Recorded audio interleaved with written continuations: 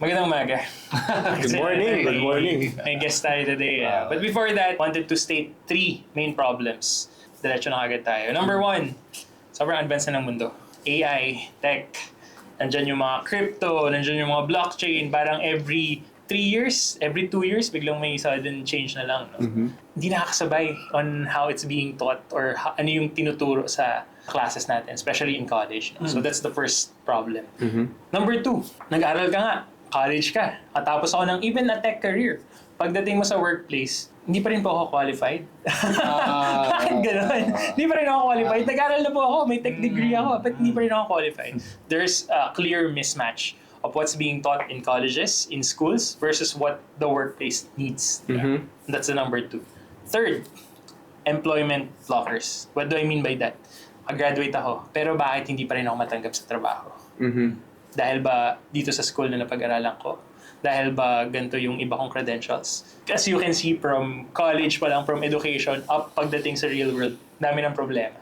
So yun yung tatalakayan natin this episode. And who to better discuss it with than our guest for today, none other than the senior manager, Mapua Malayan Digital College, Mr. Josh Villanueva. Welcome, Josh. Wow, thank you. Thanks for having me. Thank you. Napag-usapan natin yung AI, sobrang advanced na. Sobrang dami na nangyayari. Pero bakit hindi nakakasabay yung pace of learning or yung pace of adoption pagdating sa colleges or sa mga schools? No? And we want to know, Josh, sa MMDC, paano nyo ba ina-address yun? Right. So, as you mentioned, agree no na AI and tech are changing the way we live. For example, sa navigation, dati nagtatanong lang tayo or sa maps. Now we have... Landmark. Yeah, exactly. Or convoy, di ba? Now, we have Waze, Google Maps, etc. Even how businesses operate, ang dami ng automation, digitalization. And yung effect nun is some skills na or some jobs na kailangan before may not be as essential now that we have automated or we have digitized. And how do we as a college institution prepare our students to enter the modern workplace considering that? First, we encourage them na continuous learning. Not just AI, but even other technologies na i-embrace yung continuous learning and see how they can apply these technologies into whatever they're doing now. May it be sa school output nila or sa work nila kasi most of our students are working. So we encourage that behavior of continuous learning. Next, we also expose our students with these new technologies, like for example AI. We encourage our students to use AI in their outputs because there is a proper use of AI. In fact, we integrate AI in our learning model. So for example, merong module or lesson na nahihirapan yung estudyante. Pwede nilang tanungin si AI, can you please simplify this for me? And then AI will be like your coach. We call that the AI coach. Or mas maintindihan ni student, di ba? Right. Or pwedeng dialogue na it mimics how you converse with a mentor. AI, can you provide more examples? Right. Can you explain further? So it augments the learning experience. And as the student is exposed to AI and this technology in school, the learnings that he or she will get from that exposure can be applied to wherever he or she goes. Nice. Ang ganda ng sinabi mo. Kasi tama ka eh. It's AI now. And hindi natin alam, like in the near future, what could that be? Diba? But ang ganda ng tinuturo niya, embrace mo lang yung continuous learning na whatever that new technology is, embrace mo lang, then you know how to keep up with it. Ang galing. Yung AI talaga, it's supposed to augment people. True. Right. Dapat hindi sila natatakot doon eh. Magandang part. In fact, one of our executives said, AI will not replace people. However, those who know how to properly use AI will replace those who do not. Di ba? So, kailangan matutunan talaga natin how to properly use AI and how it will help us with our tasks so that we can do more. Di ba? Sino di makapag-evolve? Iwan. talaga. Sobrang embedded siya sa everyday work as a working professional. Na parang everyday, kung may kailangan kang aralin, bigyan mo pa ako ng example, hey, paano yung strategy dito? Explain mo nga sa akin to. It's that eh. It's AI naman yung kausap mo eh. And bakit natin i-detach yun sa current learning? What we want to focus on would be the application of technology, information technology in businesses. So right now we have two offerings. Okay. A college degree, which is BSIT, pero there are specializations. Okay. The first track would be development focused, where we teach our students how to build tech solutions for business problems. Okay. So under doon, merong software development where you create software, apps to solve business problems. The second one would be network and cybersecurity, where we teach our students how to protect networks from cyber attack. And then the second track naman is business focused, kung saan tinuturo namin how to use technology to solve business problems. Ay, ganda nun. For example, data analytics. We teach our students how to get valuable insight from big data. Marketing technology, where we teach our students how to leverage tech to enhance marketing initiatives. And third, entrepreneurship technology, where we teach our students how you can use tech to build and grow your business. So if you It's notice, essentials no? yeah, if you notice, these are very in demand, not just here, but even abroad. So yun yung college degree namin. The second one would be certification programs.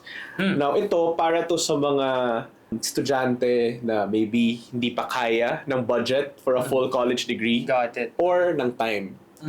So we have three programs: virtual assistance, marketing, and technology. Virtual assistants. Oo nga, sabi pa tayo. Virtual assistants. Yung marketing, merong social media marketing with Meta, meaning your certification that you'll get is Mapua Malian Digital College and Meta. So it's recognized worldwide. Alright. And then digital marketing with Google. So and then the third one would be content creation with Adobe. And then under technology naman, data analytics with IBM. So maybe fresh grad ka, tapos kailangan mo ng proof that you have the skill to do the job. So maybe yun yung kailangan mo, certification. Or maybe career shifter ka. And you want certification also that you have the skills to do the job. Yeah. Or baka matagal mo nang ginagawa yun, but you need additional legitimacy credentials. lang. Right. Hindi, meron ako. Yeah. And yung kagandahan dito, parang in as fast as about 3 months, you get the certification na. And then for as low as 9,000 pesos. So after 3 months, you can put it on your CV or on your LinkedIn. And then it's the proof that you have the skills to do the job. Punta tayo second problem. Yung second problem now is, ano yung tinuturo kadalasan sa mga klase? Iba yung kailangan sa workplace. Right. Naranasan ko to nung college. Nag-take ako ng short course lang naman sa programming. C#, C++, Java. Napagalatan sa edad. Exactly. Okay. Pagdating ko sa first job, nag-apply ako sa programmer. Kailangan namin Ruby on Rails. Kailangan namin Python. And if I may add, yung isa sa mga naging problem kasi, you'll be taking it 4 years yung college, diba? Minsan pag-graduate mo, obsolete na. Diba? Hindi mo nung first year. Layo Nasa na. 4th year ka na, parang, ay, iba na. Diba? Paano mo mag-graduate ko? Yeah. True. There's a great mismatch. Parang hindi pinakikinggan ng schools kung ano ba yung kailangan talaga. I'm super curious given that I think this is one of the most valid problems that needs to be addressed. How are you guys handling it? Kami, as an institution, first, yung gumagawa nung curricula are industry professionals. Meaning, may background sila sa industry. So alam nila ano nangyayari in the industry. And then, whatever they learn from that, we teach our students to ensure na whatever we teach in our classrooms are actually being applied in the real world. Para hindi maging obsolete, di ba? Second, we have employer partners as well. And then tinatanong namin sila, ano ba yung skills na hinahanap nyo sa magaling na employee? Or ano ba, may it be hard skills or soft skills? Tinatanong namin. And then we try to integrate them in the real world. And then third, yung learning model mismo. Kasi we tried to modernize college by not having traditional exams. So, sa Mapua Malayan Digital College, walang quizzes, long test, exam. Wala nun. Wala kayong parang final exam. Wala. Walang finals. Meron kaming Oo. projects, problems, and cases. PPC. So, doon namin minimeasure yung performance ng estudyante as they build projects, solve problems, and analyze cases. So, it's more output-based and practical. Ang ganda. Yeah. Ang ganda nun. Kasi, yun naman yung ginagawa natin in the real world, di ba? Naghanap ako ng Ng exam. Nag-work ako, naghanap ako matching type eh. Wala eh. Wala pala, no? Piniprepare namin yung estudyante namin how to succeed in whatever we do in the real world through projects, problems, and cases. Tapos, meron pang mentors sa MMDC na tinutulungan yung estudyante how to adjust to this modern learning model and how to improve their outputs. In fact, pati yung grading namin kakaiba. Kasi 'di ba, dati sanay tayo na take na exam or magsasubmit ng output, tas yun na. Sum up lang. ganun Yeah. na. Sa amin, so magsasubmit ka ng output. May it be a project, problem, or case. Your mentor will evaluate, provide feedback, and give you the opportunity to improve your output. So, hindi May pass or iteration fail. pa. Hindi. Oo. Hindi pass or fail. Hindi. Oo. Tapos paulit-ulit yun hanggang maging maganda or acceptable yung output ng estudyante. In short, hanggang makapasa ka. Oh! Hanggang sa natutunan mo yung kailangan mo. output. Yeah, hanggang sa makuha mo yung tamang skills Right. to do a good output. Again, we do that because that's what's happening in the real world, right? Yeah, Pag nagsubmit tayo sa boss natin, hindi naman tayo sasabihan, ay, pass ka or fail ka, di ba? Your boss will provide feedback. So yung mentor, think of it as like your professor. But we call it mentor kasi mas personal siya. Hindi lang nagtuturo na one-sided. Merong mentoring on the output, merong mentoring on the lessons, and even career guidance, etc. That's why it's a mentor really. And yung mentoring sessions, pwede one-on-one or small group. Like Okay. 5 students, one mentor. ganun. Ang galing. Kasi like, matututo ka din sa ibang students mo, sa ibang classmates mo, etc. Ang galing. Alam mo, nung Na-amaze ako.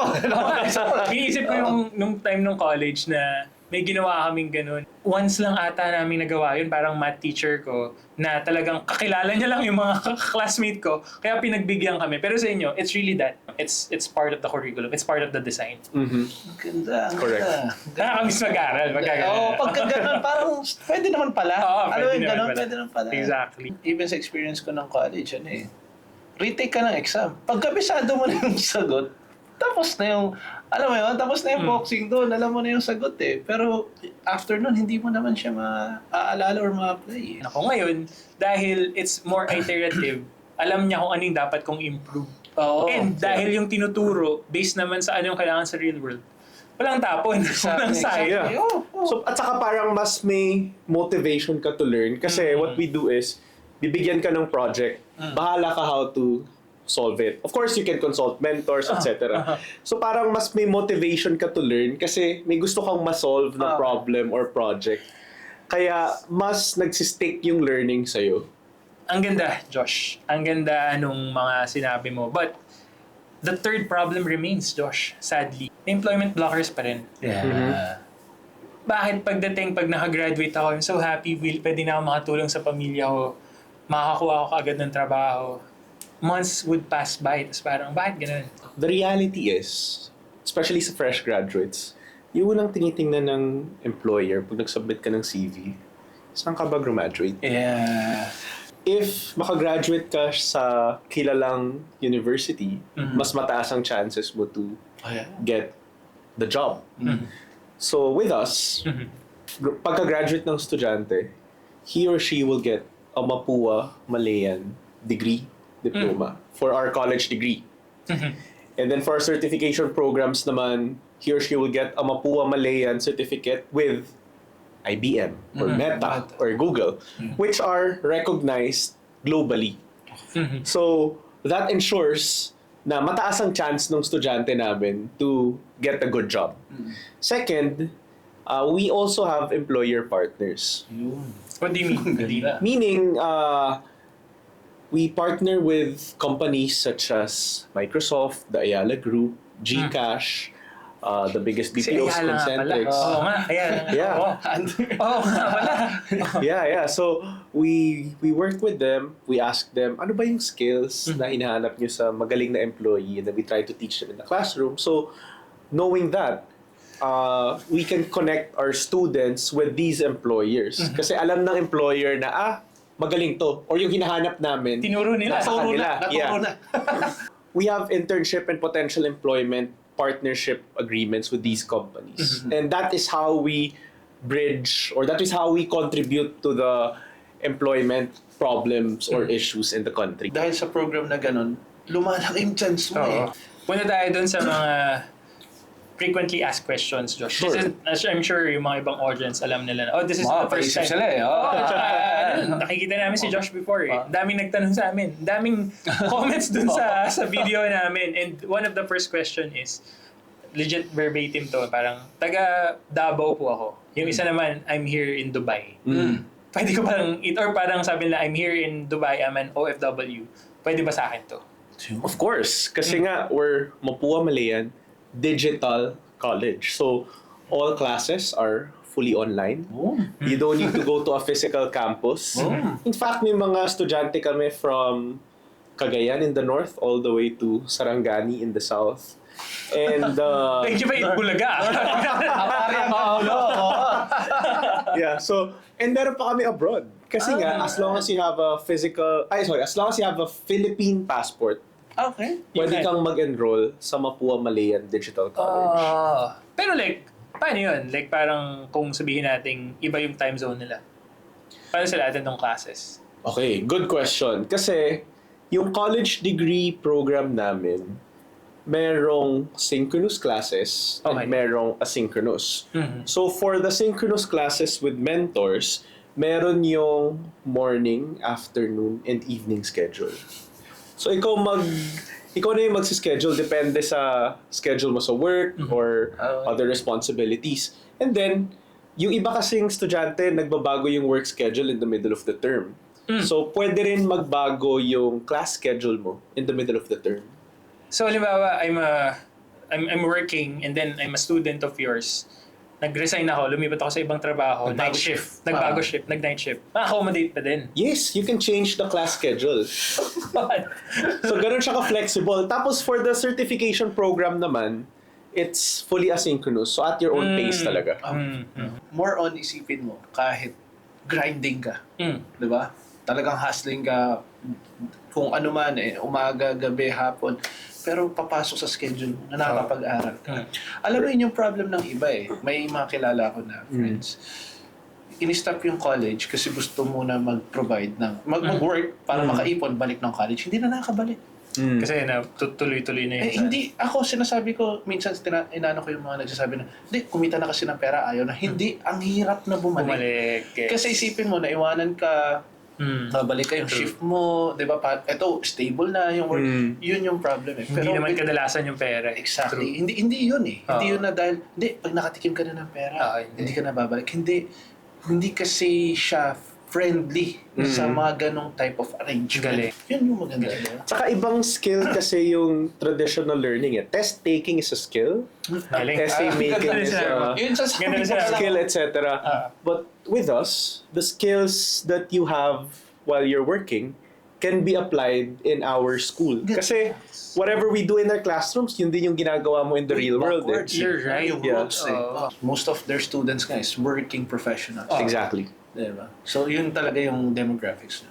Yeah, kasi parang the flexibility of the model plus the practicality of the model fits perfectly for the needs and the lifestyle of working students. In fact, around 60% of our students are working, may it be full-time or part-time.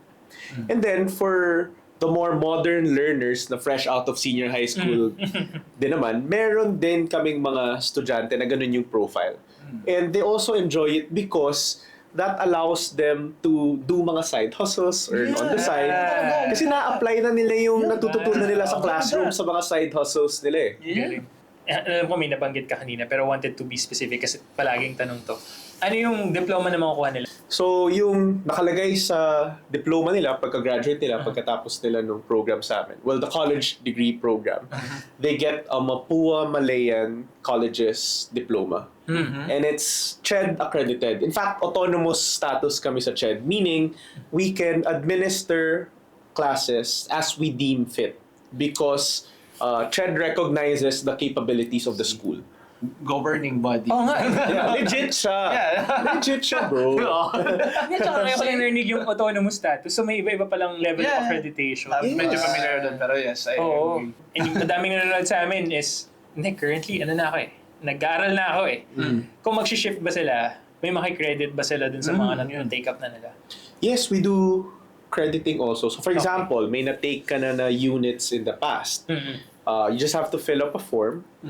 And then i-evaluate ng academics team namin if pwedeng makredit. And then you don't need to take those classes again. Siguro may nagtatanong din how long it would take to complete. Usually, if a student takes full load every term, meaning 5 subjects per term, kaya na matapos in about 3.5 years. Pero, yung napapansin kasi namin na behavior for working students, sa start, they take less units muna, mga 3 subjects, tapos mag-a-adjust sila, and then later on, they take in more units. Pag ganun, usually it takes about 4-5 years to graduate. Like the usual. Usual, yeah, that's the usual. Yeah, pero and- nagtatrabaho ka na, no? Exactly. Correct. Oo. And then, for our certification programs naman, kaya nang tapusin in about 3 months. Then you get a certificate na after. With all na nabanggit natin, Josh, of course, sabihin ng iba, sige, baka naman ano yan, sobrang, magkano ba? Josh, magkano ba? Yeah, hulaan mo, JD. Magkano kaya yung college degree? With that na very curated, may mentorship ako one-on-one. May magtuturo sa akin at night. Merong night shift, di ba? Per sem, tri-sem kayo, di ba? Per sem lang, per Per sem. sem, happy na ako kung that quality 50 to 60. Ay, pares tayo. Di ba? Huwag mo na ako tanong, pares kami. Pares. 50 Wow. 60, yeah, 50 to 60. So, dapat pala magtaas kami, no? You'd be surprised. For about 25,000 pesos per term, pwede ka na mag-aral in MMDC. And that's for a full load of 5 subjects, ha? Yun na yung idea, yun na yung full load, eh, di ba? Yeah, yun yung full load. Okay. If you wanna take less load, like for example, 3 subjects lang, may discount pa sa miscellaneous fees and tuition fees. So lalabas na sa mga 15,000 per term. And yung units is all like major subjects, di ba? Meron ding mga minor, kasi may mga required subjects Yeah, of si course, CHED, like mga PE Rizal, mga ganun. Yeah. Pero that's included na in the... In the computation. Yes. Kala ko, baka yun yung loophole. Hindi, wala na kaming mga extra hidden charge. fees. Ang hidden charges. Wala. Baka yun yung mga... So, 24 to 25. For That's a per full load, and Full then load. for a light load na mga 3 subjects per term, nasa mga 14 to 15,000. Actually, pag ganun yung program, parang may makakilala na ako na aalokin ko. Malay mo, this year, sila. Yeah, in fact, I think this year is a good year to enroll because we've upgraded our learning model for college. Oh. So, una, yung AI tools na sinabi ko, this year lang namin ni-launch yun eh. Okay. So, may AI coach ka that can simplify complicated topics, that can provide examples or explain further. And then, meron ding access to content from top universities and organizations around the world. So, isipin mo, if estudyante ka from Manila, you can learn from a software development expert from Microsoft or Google. Or siguro estudyante ka na nag-aaral ng data analytics, pwede kang matuto from a professor in Harvard Business School or Arizona State University, which is the #1 university in terms of innovation. So that makes education global. And you can become competent not just here, but even abroad. Kasi exposed ka na eh kung ano nangyayari in the real world, around the world. Yeah, ang ganda.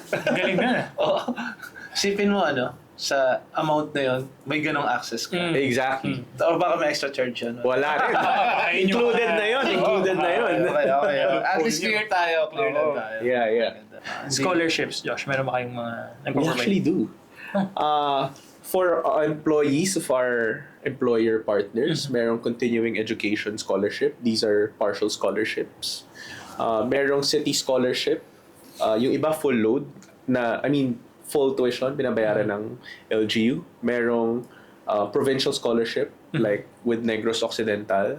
It's a partial scholarship also. We also have the Ascenso scholarship. It's a discount for the first 500 enrollees. So maraming scholarships. Yeah. Oh, I have a family. I have a 2-year-old energetic boy. Pero given the flexibility that they're offering, napapaisip ako. Sobrang napapaisip na, kaya ko siguro Kaya kong isama to Sa mga natin dyan na napapaisip na kagaya ni JD, baka gusto mong i-empower sila or Yeah, so if na-entice kayo nung learning model namin or our offerings, the college degree or certification, you can check out our website. It's www.mmdc.mcl.edu.ph or on social media, it's at Mapua Malayan Digital. Thank you so much, Josh. Josh, to be fair, mas naintindihan namin ngayon yung offerings na mas ang sarap sa and then handa. and especially the upgrades na ginawa The niyo. upgrades. I thought okay na yung ginagawa nyo 2 years ago pero parang na Okay na po. okay na po. No, kasi hindi lang naman yung estudyante namin yung dapat may continuous learning Kami din. So we try to evolve also with the needs of the changing times. As you said earlier, nagbabago na ngayon yung mga technologies na ginagamit in the workplace. Nagbabago na how businesses operate. So we also need to evolve as an educational institution to keep up or even stay ahead. Yeah. Thank you so much, Josh. Thank you. Every time na nagkakausap tayo, we leave the conversation feeling inspired and feeling natututo kami and parang hopeful na shucks, ito pala yung pwedeng possibilities. You can just really put your heart into it and then parang ito talaga yung vision namin. Madaming magagawang tama madaming magagawang mas pwede. So thank you so much, Josh. Yeah. We hope to see you again sa next year siguro with sasabihin nyo, iba na yung learning natin. Let's see what upgrades we'll do next year. Or sa mga ibang event nila. Yeah. Thank you so much, Josh. Josh, Thank you. maraming salamat. Thank you. Thank you. Thank you. Thanks for having us.